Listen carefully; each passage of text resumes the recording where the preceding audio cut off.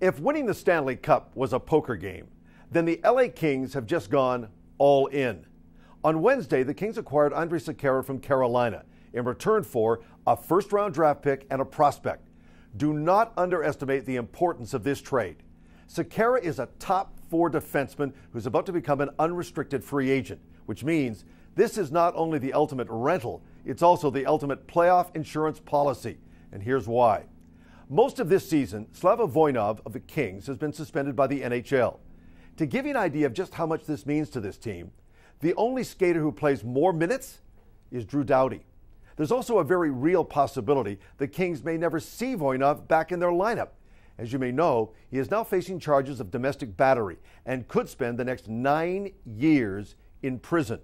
It all stems back from an incident in October, which Voinov is alleged to have punched, kicked, and choked his wife. Both Voinov and his wife insist the whole thing was nothing more than an accident.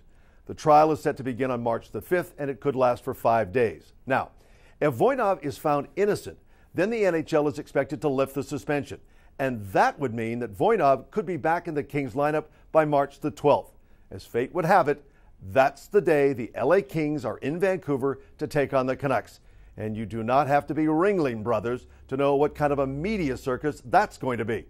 But the return of Voinov combined with the addition of Sekera would instantly make the Kings the favorite to repeat as Cup champions, something no team has done since Detroit in 1998.